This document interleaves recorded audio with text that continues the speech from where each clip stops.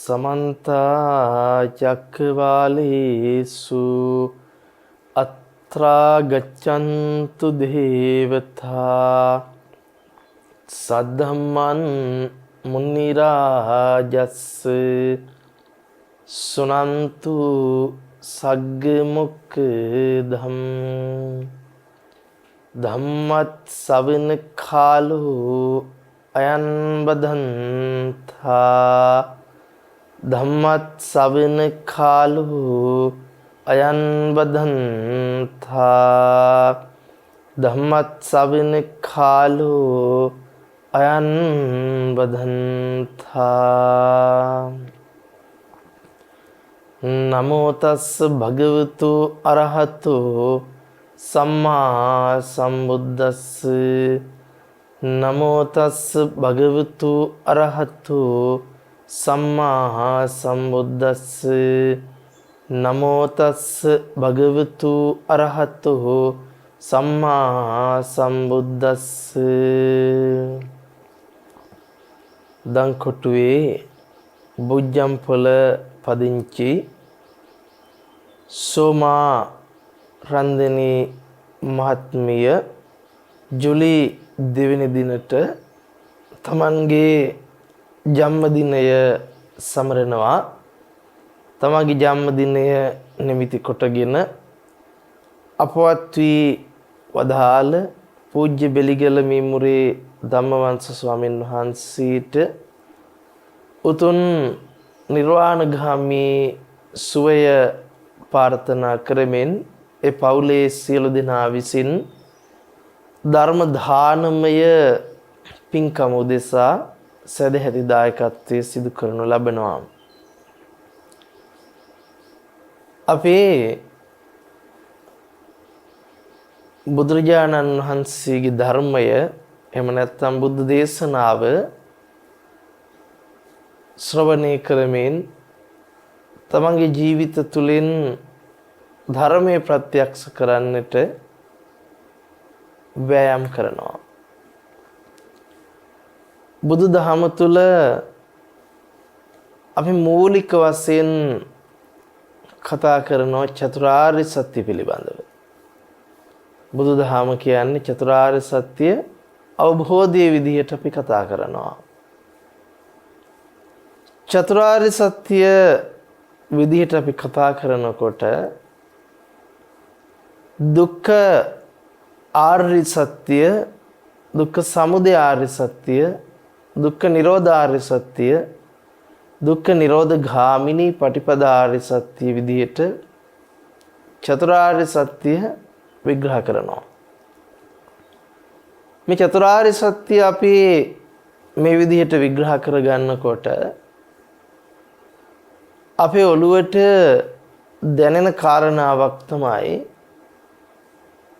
බුදුරජාණන් වහන්සේ අපිට දේශනා කළා තියෙන්නේ දුක පිළිබඳව.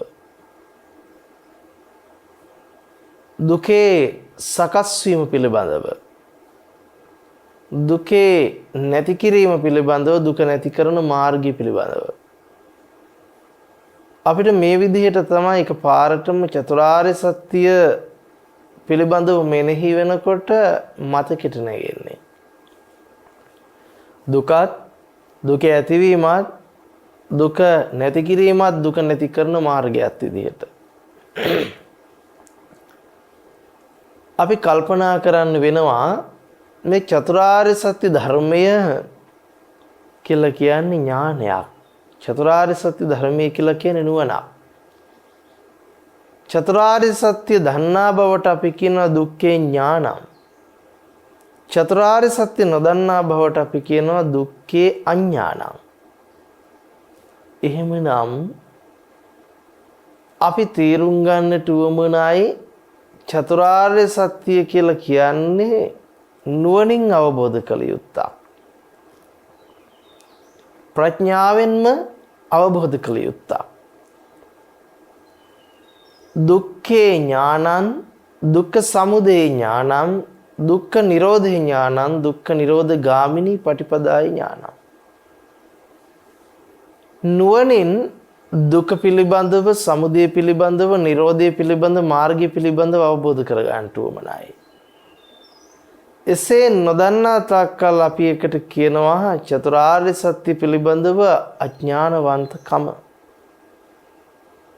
දුක්ඛ අඥානං, දුක්ඛ සමුදය අඥානං, දුක්ඛ නිරෝධය අඥානං, දුක්ඛ නිරෝධ ගාමිනී පටිපදාය අඥානං. එහෙමනම් ප්‍රඥාවයි ප්‍රඥාව නැතිකමයි පිළිබඳවයි අපි චතුරාර්ය සත්‍ය තුල කතා කරන්නේ. චතුරාර්ය සත්‍ය කියලා කිව්වට පස්සේ මේ සත්‍ය හතරවතාවකදී අවබෝධ වෙන්නේ නැහැ. මේ අවබෝධය යම් කිසි කෙනෙකුට සිද්ධ වෙනවා නම් සිද්ධ වෙන්නේ එකපාර. කොටින්ම කිව්වොත් දුක සමුදය පිළිබඳව දැන ගැනීමටමයි අපි කියන්නේ නිරෝධ මාර්ගය ප්‍රත්‍යක්ෂ කිරීම කියලා. අපි බොහෝ වෙලාවට මේ දුක සමුදය පිළිබඳව හරියට අවබෝධයක් නැතිව අපි කතා කරනවා. අපිට දකින්න ලැබෙනවා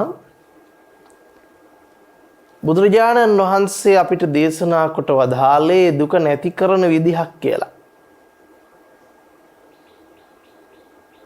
ඒ දුක නැති කරන විදිහක් කියුවා මේ වචනේ අපිට දුක කියන්නේ ඇත්තක් බව ප්‍රකාශ වෙනවා. ඒ තියෙන දුකක් නැති කිරීමක් බව හැඟවෙනවා.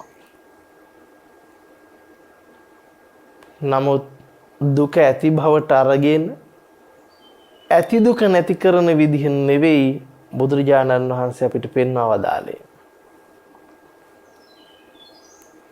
අවිද්‍යාව මූලික කරගෙන දුක සමුදය වෙන බවත්, අවිද්‍යාව දුරු වීමෙන් දුක දුරු වෙන බවත්. එහෙනම් දුක නැති කිරීම කියන වචනේ යොදා ගැනීමට වඩා උචිත වෙන්නේ දුකේ නොහොට ගැනීම පිණිසයි භාග්‍යතුන් වහන්සේ ධර්මයේ දේශනා කළේ.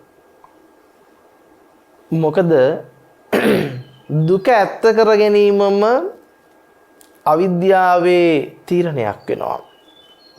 මොකද දුක සකස් වෙන්න හේතුව අවිද්‍යාව වෙන නිසා.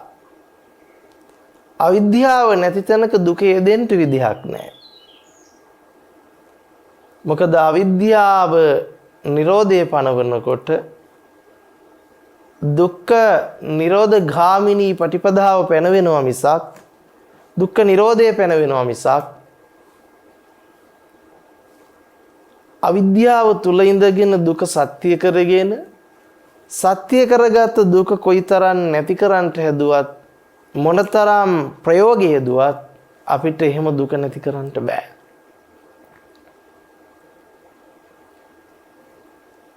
දුක්ඛේ ඥානය පහළ වීම කියලා කියන්නේ දුක පිළිබඳ ඥානය පහළ වෙනකොට තේරෙනවා දුක කියන්නේ නිත්‍ය ධර්මයක් නෙවෙයි. ජාති පච්චා ජරා මරණං දුක්ඛ දෝමනස්ස පහයාසා සම්භවಂತಿ ඒව මේ තස්ස කේවලස්ස දුක්ඛක්ඛන්දස්ස සමුදයෝ හෝති. මේ සියලු දුක අපිට හඳුන්වන්නට පුළුවන් අනිත්‍ය ධර්මයක්. දුක නිට්ටය වෙන්නේ, දුක ස්ථිර වෙන්නේ, දුක ඇත්ත වෙන්නේ අවිද්‍යාවට. ප්‍රඥාවන්තයාට අවබෝධ වෙනවා දුක කියන්නේ නිට්ටය වූ, ස්ථිර වූ, සත්‍ය ධර්මයක් නොවේ. අවිද්‍යාව යෙදෙන තැන දුක යෙදෙන බව. අවිද්‍යාව සකස් වෙන තැන දුක සකස් වෙන බව. එහෙමනම් අපි තේරුම් ගන්න ඕන නිරෝධය කියන වචනයට නැතිවීම කියන එක යොදා ගැනීම කොයිතරම් දුරට ගැළපෙනවද කියන එක. අපි දුකේ නැති කිරීම කිව්වට පස්සේ ඇති දුකක් නැති කරනවා වැනි අදහසක් එනවා.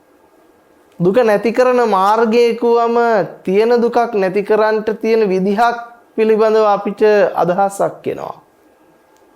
නමුත් දුක්ඛ නිරෝධයට අපිට පණවන්න පුළුවන් දුකේ සකස් නොවීම, දුකේ නොහට ගැනීම කියලා. දුකේ නොහට ගැනීමේ ප්‍රතිපදාව දුක්ඛ නිරෝධ ගාමිනී ප්‍රතිපදාව කියවම දුකේ නොහට ගැනීමට ඇති ප්‍රතිපදාව විදිහට අපිට පණවන්නට පුළුවන්කම තියෙනවා. එහෙමනම් අපි කල්පනා කරන්නට උවමනයි අපිට මෙතනට ඇතිවීම නැතිවීම කියන වචනේ පාවිච්චි කරන්න පුළුවන් කමක් නැහැ. ඒ පාවිච්චි කිරීම කොතරම් දුරට ගැළපෙනවද කියලා අපි ප්‍රඥාවෙන් කල්පනා කරන්න ඕන. ඇතිවීම නැතිවීම කියවම අපිට ඇතිවීම නැතිවීම තුළ නිත්‍ය ස්වභාවයක් ගම්ම්‍ය වෙනවා. ඇයි? ඇතිවීම නිත්‍ය වෙනවා, නැතිවීම නිත්‍ය වෙනවා. නමුත් අවිද්‍යාව පැත්තට තමයි අපිට දුක සහ සමුදය යොදන්න පුළුවන්. ප්‍රඥාව පැත්තට තමයි අපිට නිරෝධයේ මාර්ගය යොදන්න පුළුවන්කම තිබෙන්නේ. එහෙම නැතුව ඇතිවීම ඇත්ත කර ගැනීම අවිද්‍යාව තුල සිද්ධ වෙන්නක්.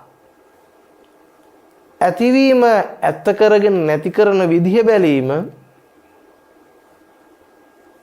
ඇතාන්තයක් නැතාන්තයක් ස්පර්ශ කිරීමක් වෙනවා. කොටින්ම කිව්වොත් සාස්ෘතයත් උච්ඡේදයත් කියන අන්තවලට පැමිණීමක් වෙනවා. භාග්‍යවතුන් වහන්සේ ධර්මයේ දේශනා කරන්නේ මේ අන්තවලට පැමිණෙන්නේ නැතිව අන්තවලින් නිදහස් වීම පිණිස. එහෙමනම් අපි මතක තබාගත යුතුයි අවිද්‍යාව යෙදෙන තැනක තමයි දුක ඇත්ත වෙන්නේ. ප්‍රඥාව යෙදෙන තැනක නිරෝධයේ හෙවත් සකස් නොවීම පැන වෙනවා මිසක් සකස් වීමත් සකස් වෙච්ච දේ ඇත්ත කර ගැනීමත් එහි නැතිවීමත් නැති කරන විදිහක් පිළිබඳව ප්‍රඥාව තුල කතා කරන්න පුළුවන් කමක් නැහැ. ප්‍රඥාවේ යෙදීම ඇති තැනක ප්‍රඥාවෙන් බලනකොට නුවණින් බලනකොට දුක කියන්නේ බොරුවක් බව ප්‍රත්‍යක්ෂ වෙන්න ඕන. දුක කියන්නේ අවිද්‍යාවේම නිර්මාණයක් බව ප්‍රත්‍යක්ෂ වෙන්න ඕන. දුක සමුදය වෙන්නෙම අවිද්‍යාව තුල බව ප්‍රඥා ගෝචර වෙන්න ඕන. මෙන්න මේ ප්‍රඥා ගෝචර භව අවබෝධ කර ගැනීමට නම් අපි චතුරාර්ය සත්‍ය කියන්නේ කුමක්ද කියලා නුවණින් විමසන්න වෙනවා. අපිට කියන්න පුළුවන් සංසික්තවම කිව්වොත් දුක කියලා කියන්නේ පංච උපාදානස්කන්ධය කියලා. සංකිට්ඨේන පංච උපාදානස්කන්ධා දුක්ඛාති. සංසික්තවම කියනවා නම් කොටින්ම කියනවා නම් දුක කියලා කියන්නේ පංච උපාදානස්කන්ධයට. එහෙමනම් දුක යෙදෙන්නේ අවිද්‍යාව ඇති තැනක නම් අපි පංච උපාදානස්කන්ධය ඇති බවට ගැනීමම අවිද්‍යාව වෙනවා. පංච උපාදානස්කන්ධය පිළිබඳව නොදන්නාකමම අවිද්‍යාව වෙනවා. අපිට එහෙනම් යොදන්න පුළුවන් චතුරාර්ය සත්‍යයට පංච උපාදානස්කන්ධයත් පංච උපාදානස්කන්ධේ හට ගැනීමත් පංච උපාදානස්කන්ධේ නොහට ගැනීමත් පංච උපාදානස්කන්ධය නොහට ගැනීමට ඇති මාර්ගයත් ප්‍රතිපදාවත් කියලා. ඒ නිසා අපි පංච උපාදානස්කන්ධය අවබෝධ කර ගැනීමම චතුරාර්ය සත්‍ය අවබෝධ කර ගැනීම බවට පත් වෙනවා. පංච උපාදානස්කන්ධය පිළිබඳව අවබෝධයකින් තොරව අපිට චතුරාර්ය සත්‍ය අවබෝධ කරන්නට පුළුවන් කමක් කියෙදෙන්නේ නැහැ. මොකක්ද එහෙමනම් මේ පංච උපාදානස්කන්ධය කියලා කියන්නේ? රූප, වේදනා, සංඥා සංඛාර විඥාන. මේ රූප වේදනා සංඥා සංඛාර විඥානයන්ට අපි කියනවා පංච උපාදානස්කන්ධය. එහෙමනම් අපි රූපය අවබෝධ කරගන්න උවමනයි. රූපේ හට ගැනීම අවබෝධ කරගන්න උවමනයි. රූපේ නොහට ගැනීම අවබෝධ කරගන්න උවමනයි. රූපේ නොහට ගැනීම ප්‍රතිපදාව අවබෝධ කරගන්න උවමනයි. වේදනාව අවබෝධ කරගන්න උවමනයි. වේදනාවේ හට ගැනීම අවබෝධ කරගන්න උවමනයි. වේදනාවෙන් නොහට ගැනීමත් වේදනාව නොහට ගැනීමට තියෙන මාර්ගයත් ප්‍රතිපදාවත් අවබෝධ කළ යුතුයි. සංඥාව සංඥාවේ හට ගැනීම සංඥාවේ නොහට ගැනීම සංඥාවේ නොහට ගැනීමට තියෙන මාර්ගයේ ප්‍රතිපදාව අවබෝධ කළ යුතුයි. සංඛාරයත් සංඛාර සමුදයත් සංඛාර නිරෝධයත් සංඛාර නිරෝධ ගාමිනී පටිපදාවත් අවබෝධ කළ යුතුයි. විඥානයත් විඥානේ හට ගැනීමත් විඥානේ නොහට ගැනීමත් විඥානේ නොහට ගැනීමට ඇති මාර්ගයත් පිළිවෙතත් අවබෝධ කරගත යුතුයි. මෙන්න මේ අවබෝධයටයි අපි චතුරාර්ය සත්‍ය අවබෝධය කියලා කියන්නේ. එහෙමනම් රූප වේදනා සංඥා සංකාර විඥාන කියන්නේ මොනවාද කියලා අපි අවබෝධ කරගන්න ඕන. අපි රූප කියලා කිව්වම මතක තියාගන්නට උවමනයි. සතර මහා ධාතුව සතර මහා ධාතුව ඇසුරු කරගත් රූපත් අපිට රූප විදිහට හඳුන්වන්න පුළුවන්. අපිට කියන්න පුළුවන් පඨවි ආපෝ තේජෝ වායෝ රූප. පඨවි රූප ආපෝ රූප තේජෝ රූප වායෝ රූප. තොර මේ පඨවිය ආපෝ තේජෝ වායෝ ඇසුරු කරගෙන අපි රූපය පනවනවා. ගස් ගල් ඉර හඳ තාරකා අම්මා තාත්තා දුව පුතා එළදොල ගංගා මහා සමුද්‍ර ආදී විදිහට අපි රූපේ පනවනවා. අපි වේදනාව විදිහට රූපයන්ගේ වින්දනය පනවනවා.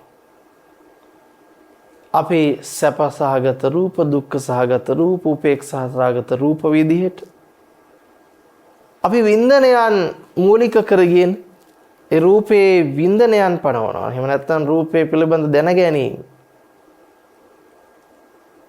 මේ දැන ගැනීම සිද්ධ කරනකොට අපිට නිකන් දැනගන්න බෑ.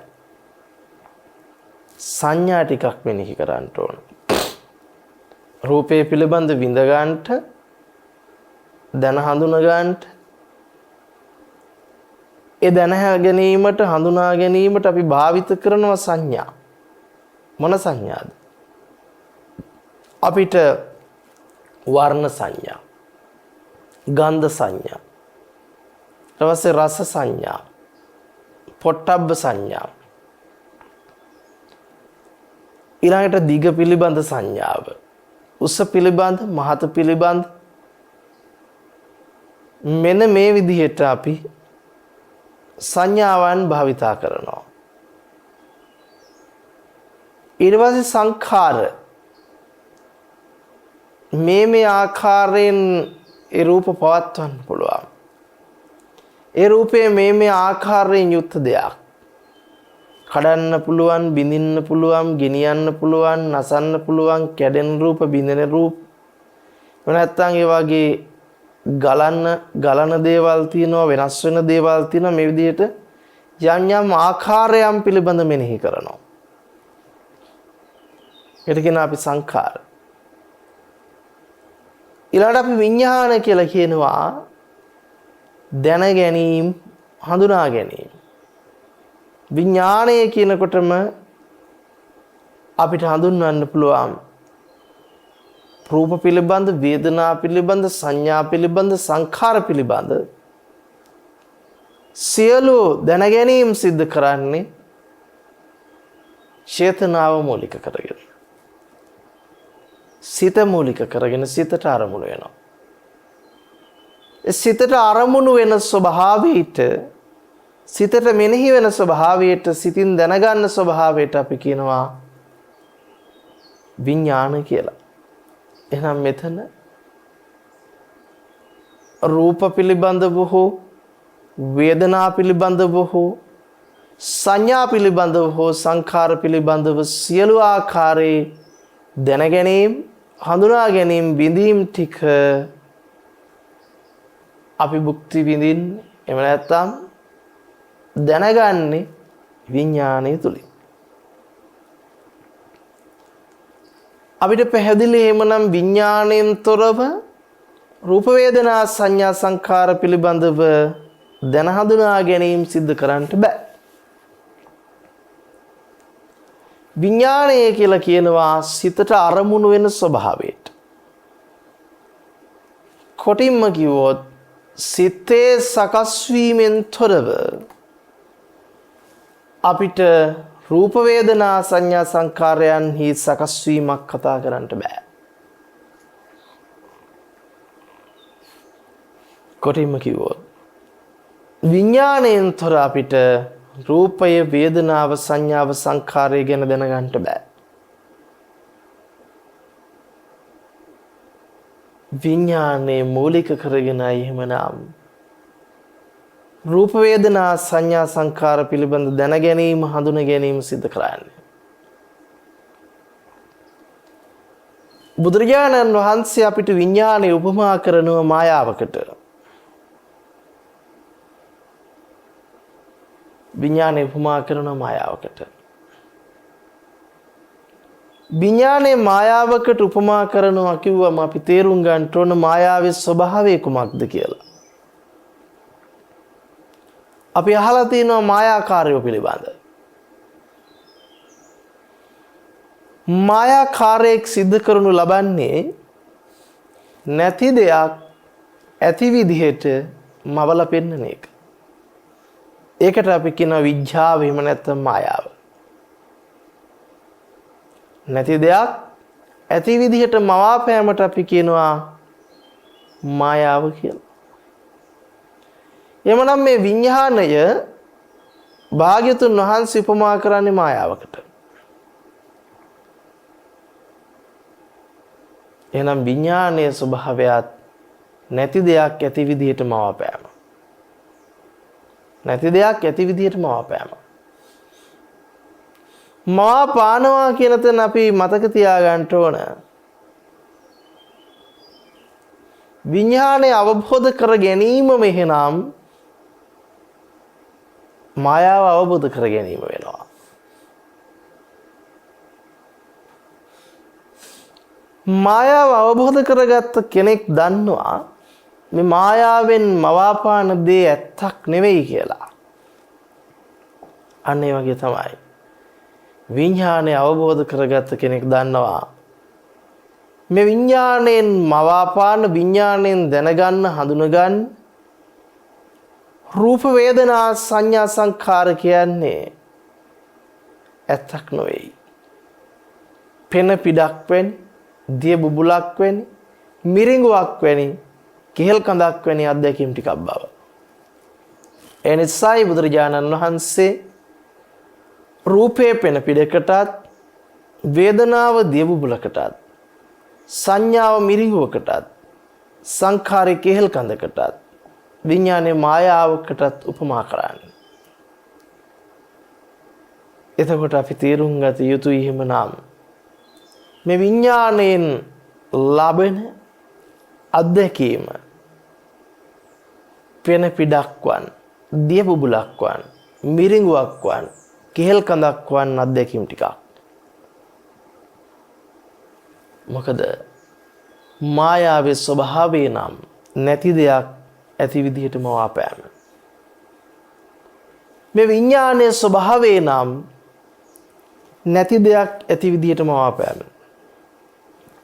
අපි විඥානයේ ලබන අත්දැකීම කුමක්ද කියලා බැලුවොත් අපි විඥානයෙන් ලබන අත්දැකීම තමයි ලෝකයේ තියෙනවා. ලෝකයේ තුල මං ඉන්නවා. ඒ ඉන්න මම ලෝකේ රූප සද්ද ගන්ධ රස ස්පර්ශයන් පරිහරණය කරනවා, භුක්ති විඳිනවා, දැනගන්නවා, හඳුනගන්නවා. මේ තමයි විඥාණයෙන් අපි ලැබපු අත්දැකීම. කොටින්ම කිව්වොත් තියෙන ලෝකික මං ඉපදිලා ඒ ලෝකේ මං ජීවත් වෙලා යම් දවසක ලෝකේ තියෙද්දි මං මැරිලා යනවා කියන අත්දැකීම තමයි අපේ විඥානේ දැක්ම. එතකොට අපිට විඥානේ නිට්ටියෝ දැක්මක් ගෙනල්ලා දෙනවා. අනිත්‍ය අවබෝධයේ පැත්තක තියලා අපිට ගෙනල්ලා දෙන දැක්ම තමයි නිට්ටය වූ සදාතනික වූ ලෝකයක ඉපදිච්ච මම නිට්ටය වශයෙන්ම කාල සීමාවක් ජීවත් වෙලා ඒ නිට්ටය ලෝකේ හැම තියෙන්නේ නැද්දි යම් දවසක ස්ථිරවම මම මැරිලා යනවා. එතකොට ජරා මරණම් භික්ඛවේ අනිච්ඡන් කියපු ධර්මතාවයේ ජරා මරණම් භික්ඛවේ නිච්ඡං වෙනවා අපිට. ජරා මරණම් අනිච්ඡං කියප එක අපිට නිච්ඡං වෙනවා. ජාතිය අනිච්ඡං කියප එක අපිට ජාතිය නිච්ච වෙනවා. එතකොට අපි තේරුම් ගන්න ඕන නිච්ච වූ පනවා ගැනීමක් තුළ නිට්ටය වූ පනවා ගැනීමක් තුළ අපි අතරමං වෙනවා. අනිත්‍ය වූ ධර්මය අපෙන් වැහිලා යනවා. අනිත්‍ය අවබෝධ කරගන්නට නොහැකි වෙනවා. අනිත්‍ය අවබෝධය අපිට නොලැබිලා යනවා. මේ නොලැබෙන්න ප්‍රධාන හේතුව තමයි පංච උපාදානස්කන්ධය පිළිබඳ පවතින අනවබෝධය. අපි හැමනම් මේ බුදුරජාණන් වහන්සේ පෙන්වා වදාළ විදිහට රූප වේදනා සංඥා සංකාර විඥාන පහ අවබෝධ කරගත යුතු වෙනවා.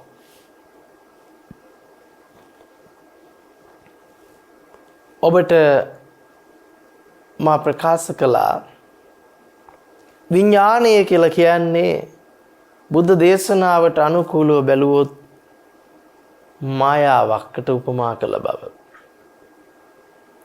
විඥානය කියලා කියන්නේ කොටින්ම කිව්වොත් සිතෙන් දැනගන්න ස්වභාවයට. සිතෙන් දැනගන්න ස්වභාවයට.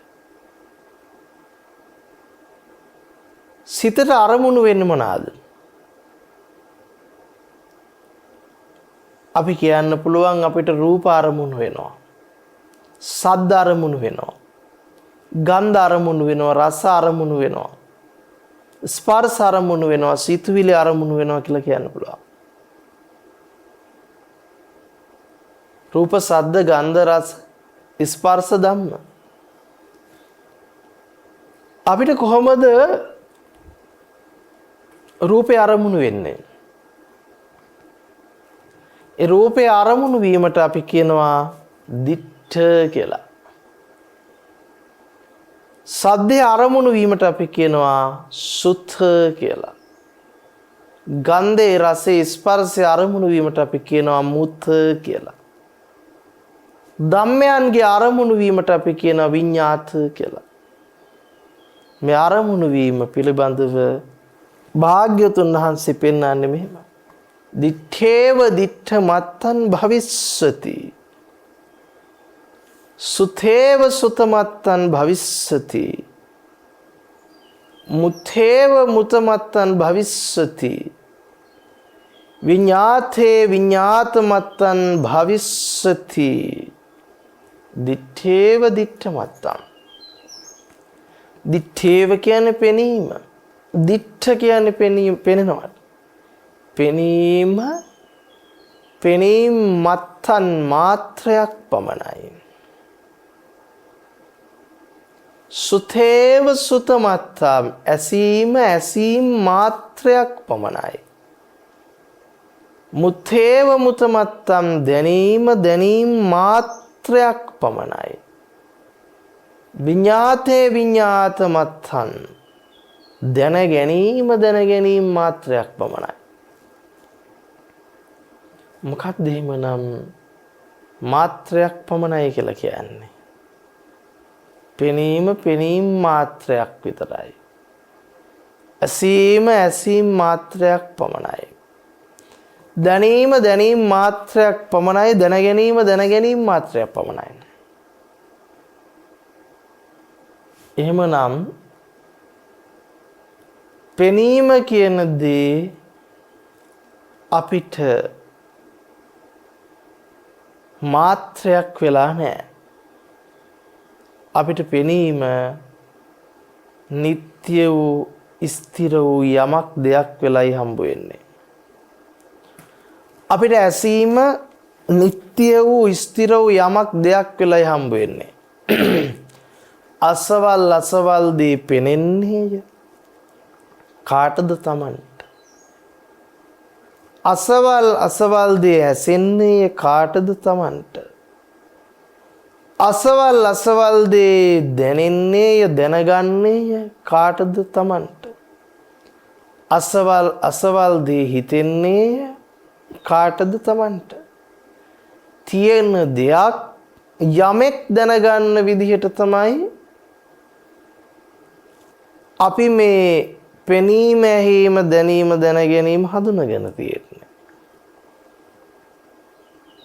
තියෙන දෙයක් යමෙක් දැනගන්න විදිහට. කොටින්ම කිව්වොත් තමන් විසින් රූප, ශබ්ද, ගන්ධ, රස, ස්පර්ශ තමන්ගේ ඇස, කන, නාසය, දිව, ශරීරයෙන් දැනගන්න විදිහට, හඳුන ගන්න විදිහට තමයි අපි බොහෝ දේ තෝරගෙන තිබෙන්නේ. කෙනෙක් විසින් යමක් දැනගන්න විදිහට. නමුත් කවුද කෙනා කියලා හොයලා බලමු. මොනවාද මේ යමක් කියලා කියන්නේ කියලා අපි හොයලා බලමු. අපි හිතනවා තමන් රූප දකිනවා. තමන් සද්ද අහනවා. තමන් ගන්ධ විඳිනවා. තමන් රස විඳිනවා කියලා. තමන් රූප දකිනවා කියලා දැනගන්නේ විඥාණයෙන්. සිතින් දැනගන්නේ සිතට අරමුණු වෙන්නේ. සද්ද අහනවා කියලා දැනගන්නෙත් විඥාණයෙන්.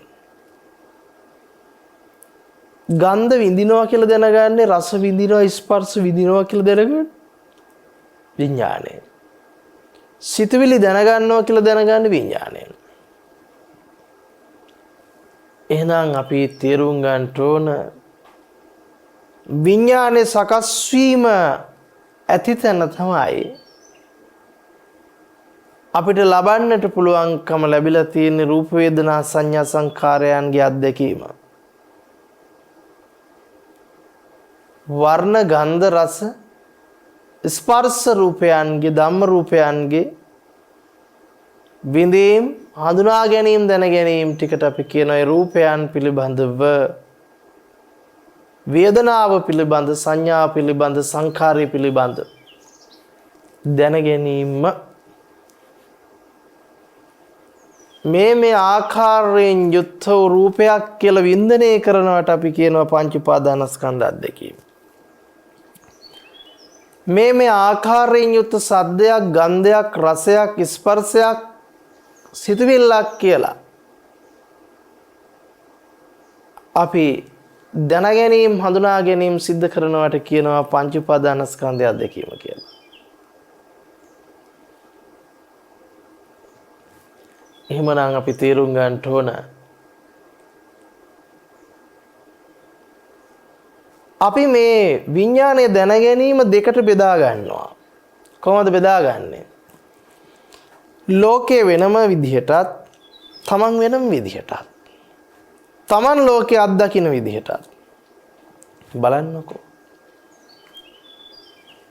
අපි හිතන් ඉන්නේ ලෝකේ තියෙනවා, තියෙන ලෝකේ මං ඉන්නවා. ඒ ඉන්න මම ලෝකේ දේවල් දැනගන්නව, හඳුන ගන්නවා කියලා. නමුත් අපි නුවණින් බලනකොට අපිට තේරෙනවා ලෝකේ පනවන්නේ, තමන් පනවන්නේ, තමන් ලෝකේ දැනගන්නවා කියන ක්‍රියාවලිය පනවන්නේ විඥාණයෙන්මයි. ඒ ක්‍රියාවලිය පිළිබඳ ඔබට අරමුණු වෙන්නේ සිතටමයි. සිතින්මයි ඔබ මේක පනවන්නේ. කොටින්ම කිව්වොත් සිතේ සකස් වීම නැති තැන ලෝකයේ සකස් වීම පනවන්නට බෑ. සිතේ සකස් වීම ඇති තැන තමයි ඔබ පනවන්නේ ලෝකෙ පනවන්නේ. එහෙනම් කොටින්ම කිව්වොත් සිත සකස් වුණොත් තමයි ඔබ සකස් වෙන්නේ, ලෝකෙ සකස් වෙන්නේ. ඔබ ලෝකේ හඳුනා ගන්න, දැනගන්න ක්‍රියාවලිය සකස් වෙන්නේ. එහෙනම් සිත තුල ලෝකෙද, ලෝකෙ තුල සිතද කියලා හිතා ගන්න වෙනවා. ඔබ හිතන් ඉන්නේ ලෝකේ තියනවා, තියෙන ලෝකේ මං ඉන්නවා, මං තුල සිත තියනවා කියලා. නමුත් ඇත්තම කතාව ඔබ පිළිබඳව හිතලා බලන්නකො. ඔබ පනවන්නේ කොහොමද? කෙස්ලොම් නියද සම්මස්නහර දෙතිස් කුණුපේකින් සකස් වෙච්ච මන් ලෝකේ ඉන්නවා කියලා පනව ගැනීම කරන්නේ කොහෙන්ද? මේ පනව ගැනීම කරන්නේ විඥානේ නාම රූප අධ්‍යක්ීම තුළ. කොටින්ම කිව්ව සිතින්. එහෙනම් බලන්නකෝ. ඒ සිතින් ඔබ පනවලා ලෝකේ පනවලා ඔබ ලෝකේ දකින අහන දැනගන්න ක්‍රියාවලියක් පනවලා මේක නිත්‍ය කරගෙන මේකට ඔබ අහු වෙලා. එහෙනම් ඔබ මතක තියාගන්න.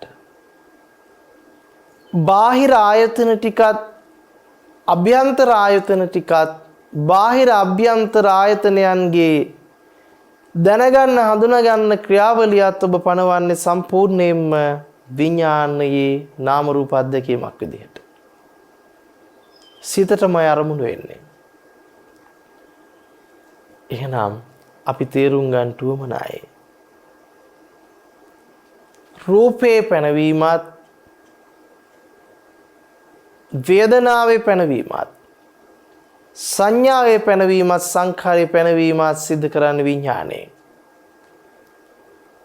එතකොට විඥානයේ අධ්‍යක්ීමක් විදිහට තමයි අපි රූප වේදනා සංඥා සංඛාර අධ්‍යක්ීම පිළිබඳව අධ්‍යක්ීම් ලබන්නේ.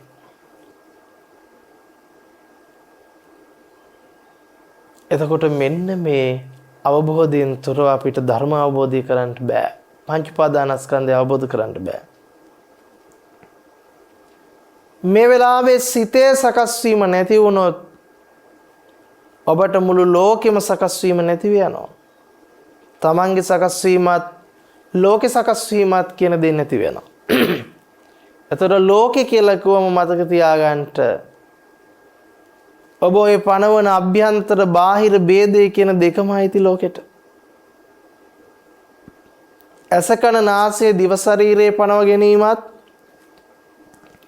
රූප ශබ්ද ගන්ධ රස ස්පර්ශයන්ගේ පනව ගැනීමත් කියන දෙකම කරන්නේ රූප වේදනා සංඥා සංකාර විඥාන කියන පංච උපාදානස්කන්ධය අධ්‍යක්ීමක් විදියට. බලන්නකො කෙස් කියන දැන ගැනීම අයිති කොහෙටද? රූප වේදනා සංඥා සංකාර විඥාන පහ අධ්‍යක්ීමට. ලොම් නිය දත් සම්මස්නහර කියලා එකින් එකට දෙතිස් කුණුපේම ඔබ අධ්‍යක්ීම බැලුවොත් මේ අධ්‍යක්ීම සංක්ෂිප්තවම කියනවා නම් රූප වේදනා සංඥා සංකාර විඥාන පහ අධ්‍යක්ීම. එහෙනම් ඇස කන නාසය දිව ශරීරයෙන් යුත් තමන්ව පනවන්නේ පංච උපාදානස්කන්ධය. රූප ශබ්ද ගන්ධ රස ස්පර්ශයන්ගෙන් යුත් ලෝකේ පනවන්නේ පංච උපාදානස්කන්ධ අධ්‍යක්ීමෙන්.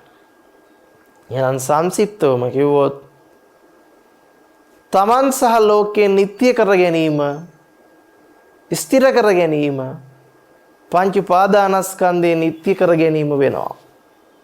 පංච උපාදානස්කන්ධේ ස්ථිර කර ගැනීම වෙනවා. එතකොට ඔබට පෙනීම මාත්‍රයක් වෙලා නැහැ, පෙනීම ඇත්ත වෙලා. ඇසීම ඇත්ත වෙලා, දැනීම ඇත්ත වෙලා, දැන ගැනීම ඇත්ත වෙලා. කෙනෙකුට හිතෙන්න පුළුවන් රූප වේදනා සංඥා සංකාර විඥාන පහ සකස් වෙවි නැති වෙනවා. ඊළඟට එන්නේ අපි එතනට. මොහොතක් පාසා රූප වේදනා සංඥා සංකාර විඥාන පහ හට ගන්නව නැති වෙනවා කියලා. එහෙම ගත්තොත් අපිට හට ගැනීමත් නැතිවීමත් නිට්ටය වෙනවා. ඔබේ හට ගන්නවා නැති වෙනවා කියලා දැනගන්නේ අනිත්‍ය වූ රූප වේදනා සංඥා සංකාර විඥාන පහ අධ්‍යක්ීමෙන් බව මතක තියාගන්න.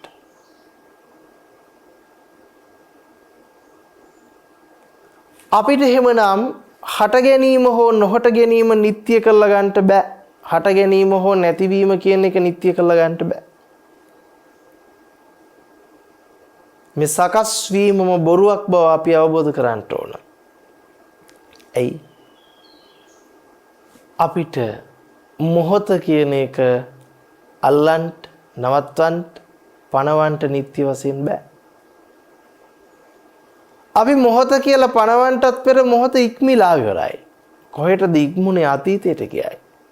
නමුත් ඉක්මිච්ච තැනක් හොයාගන්න බෑ. ඒ මොහොත කොහෙ තිබිලාද ආවේ කියලා හොයලා බැලුවොත් ආපු තැනක් පෙන්වන්නට බෑ. මොහොත කොතනද තිබ්බේ කියලා හොයලා බැලුවොත් තිබ්බ තැනක් පෙන්වන්නට බෑ. එහෙමනම් ආපු තැනක් නැති, තිබුණු තැනක් නැති, ගිය තැනක් නැති මොහොතක් කෙසේනම් අපි මොහොතක් පාසා කියා නිත්‍ය සංඥාවෙන් පනවන්නට. ප්‍රඥාවන්තය එහෙමනම් සමුදය තුලම නිරෝධය සාක්ෂාත් කරනවා. ඔහු දැකනවා මේ හට ගැනීමම යම් කිසි තැනක හටගත්තේ නැති දෙයක් යමක් විදියට ප්‍රකාශ කළ නොහැකි සකස් නොවිච්ච ධර්මතාවයක්මයි සකස් වෙච්ච බවට පෙන්වන්නේ. හට නොගත් ධර්මතාවයක්මයි හටගත් බවට පෙන්වන්නේ. මේකයි ප්‍රඥාවේ දැක්ම. ඔය කවදාකවත් රූප වේදනා සංඥා සංකාර විඥාන පහ ඇති බවට ගන්නෙ නෑ. කවදාකවත් රූප වේදනා සංඥා සංකාර විඥාන පහ නැති බවට ගන්නෙත් නෑ. ඇති බවක් ඇති තැනක ඇති බවට සාපේක්ෂවයි නැති බව පැනවෙන්නේ. ඒ දෙකම සාපේක්ෂාන්ත දෙකක්. ඇති බව බොරුවක් බව දැන ගැනීම තුල නැති බවක් කතා කරන්න ඕනේ නැහැ. කොටින්ම කිව්වොත් මිරිඟුවේ වතුර පිළිබඳව කතා කරන්නට යෙදෙන්නේ මිරිඟුව අවබෝධ කරගත්තේ නැති තැනක. මිරිඟුවේ අවබෝධය ඇති තැනක වතුර යෙදෙන්න විදිහක් නැහැ. ඒ නිසා වතුර කියන අනවබෝධයට බැහැලා වතුර ඇත හෝ නැත කියන තර්කයේ යොදන්නේ නැහැ. මිරිඟුවක් මිසක මිරිඟුව වතුර වෙන්නේ නැති නිසා. අන්න ඒ වගේ මේ රූප වේදනා සංඥා සංකාර විඥානයන් යථාර්ථය අවබෝධ කරගත තැනක රූප වේදනා සංඥා සංකාර විඥාන පහ පනවන්නේ නැහැ. රූපේ වේදනාව සංඥාව සංකාරයේ විඥානයේ පනවගෙන තමයි ඇති බව හෝ නැති බව යෙදෙන්නේ, ඇති වෙලා නැති වෙන බව යෙදෙන්නේ. මේ ඇති වෙලා නැති වෙන බව නිට්ටය වෙන්නේ එය මොන ගැහෙන්නේ රූප වේදනා සංඥා සංකාර විඥාන පහට බව මතක තියාගන්න. එනිසා කිසිම කලක අපිට ඇති වෙන මොහොත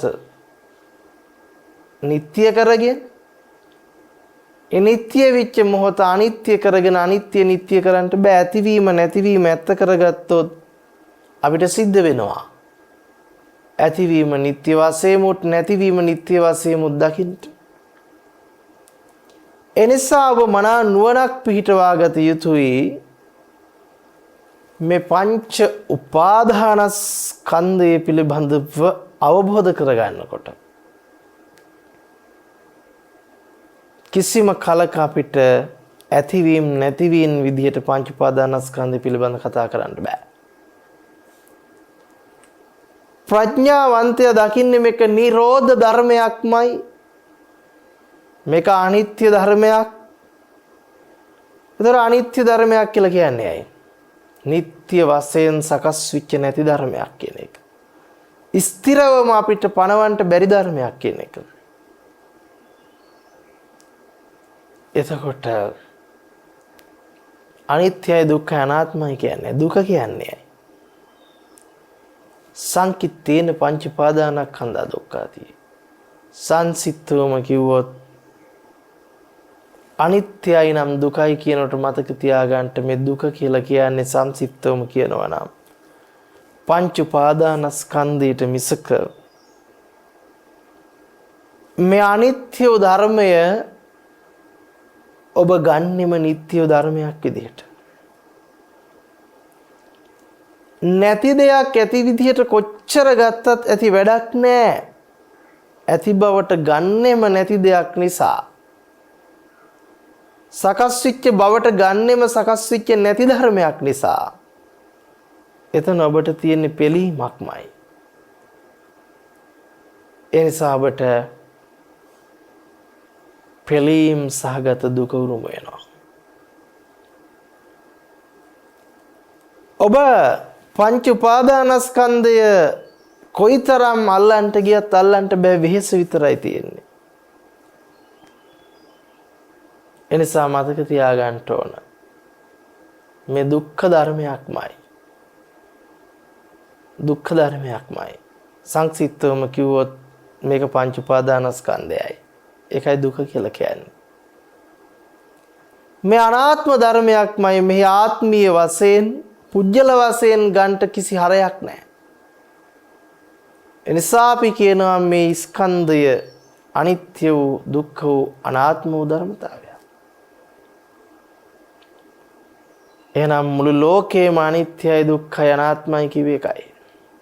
ලෝකේ කිව්වේ පංච උපාදානස්කන්ධය. දුක කිව්වේ පංච උපාදානස්කන්ධයට. එහෙනම් ලෝකයේ ස්වභාවය මොකද්ද? අනිත්‍යයි දුක්ඛයි අනාත්මයි. ලෝකේ අවබෝධ කළා කියලා කියන්නේ පංච උපාදානස්කන්ධය අවබෝධ කළා කියන එක. ඒ අවබෝධය කිසිවෙක් ලැබපු යම් කිසි බූදලයක් නොවේ. යම් කිසි තනතුරක් නිලයක් මාන්නයක් නොවේ. මෙන්න මේ අවබෝධයට අපි කියනවා සෝවාන් සකෘදාගාමි අනාගාමි අරිහත් මාර්ගය කියලා. ඒ මාර්ගයට අපි කියනවා දුක්ඛ නිරෝධගාමිනී පටිපදාව කියලා. ඔබට නිතරම දුක සකස් වෙන්නේ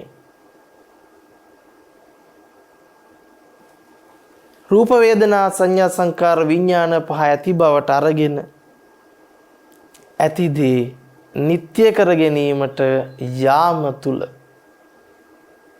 ඒ ස්ථිර කර ගැනීමට යාම තුල ඒක කවදාකවත් ඉෂ්ට නොවන දෙයක්. කිසි දවසක ඉෂ්ට නොවන දෙයක් ප්‍රාර්ථනා කිරීම කොයිතරම් මුලාසහගතද කියලා බලන්නකො. සකස් වෙච්ච නැති ධර්මයක් සකස් වෙච්ච බවට දරා ගැනීමම කොයිතරම් මුලාවක්ද කියලා බලන්නකො. මෙන්න මේ විදිහට ඔබ රූප වේදනා සංඥා සංකාර විඥාන පහ අවබෝධ කර ගැනීම පංච උපාදානස්කන්ධය අවබෝධය වෙනවා. පංච උපාදානස්කන්ධය අවබෝධයට අපි කියන එහෙමනම් චතුරාර්ය සත්‍ය අවබෝධය කියලා. එහෙමනම් ඇති බවට ගැනීම හෝ නැති බවට ගැනීම හෝ ඇති වෙලා නැති වෙනවා කියන අන්ත වලින් මිදිලා රූපයේ වේදනාවේ සංඥාවේ සංඛාරේ විඥානයේ යථාර්ථය නුවණින් ප්‍රඥාවෙන් අවබෝධ කර ගැනීම පිණිස අපි අද දවසේ සාකච්ඡා කරන්නට යෙදුනා වූ ධර්ම කාරණාවන් හැම දිනාටම හේතු උපනිශ්‍රේ වෙත්වා කියන උතුම් ප්‍රාර්ථනාවන් අපි සිදු කරනවා. විශේෂයෙන්ම අද දවසේ ධර්ම දානමය පින්කම උදෙසා සදැහැති දායකත්වයේ සිදු කරනු ලැබුවේ දන් කොටුවේ බුද්ධම්පල පදිංචි සෝමාරන්දිනී මහත්මිය ඇතුළු පවුලේ සියලු දෙනා විසින් විශේෂයෙන්ම ජූලි 2 වෙනි දිනට ජන්මදිනය සමරන සෝමාරන්දිනිය මහත්මියට නිදුක් නිරෝගී සුවපත් භාවයේ චිර ජීවනය ධර්ම අවබෝධයේ පිණිසම ධර්ම දානමේ පින්කම් හේතු වේවා උපකාරක ධර්මයක් බවට පත් වේවා කියන ප්‍රාර්ථනාවන් සිදු කරන ඔය වගේම අපවත් වීවදාල් පූජ්‍ය බිලිගල මීමුරේ ධම්මවංශ ස්වාමින් වහන්සේට ප්‍රාර්ථනීය බෝධියකින් උතුම් ධර්ම අභිසමය ලැබීමට ධර්ම මාර්ගය පූර්ණ කර ගැනීමට හේතු වේවා උපකාර වේවා මේ පින් අනුමෝදන් කර ගනිත්වා කියන ප්‍රාර්ථනාවන් සිදු කරනවා.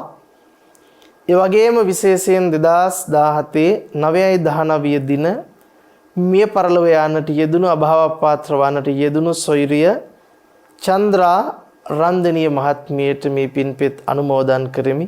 අනුමෝදන්ම වෙත්වා කියන සෙත් ප්‍රාර්ථනාව සිදු කරනවා. ඒ වගේම ජූලි 26 වෙනි දින යුගදිවියට එළඹෙන මාලින්ද පුතුට තුන්රුවන්ගේ ආශිර්වාදයේ රැකවරණීය ධර්ම අවබෝධය පිණිස හේතු වේවා උපකාර වේවා කියන ප්‍රාර්ථනාවන් සිදු කරනවා.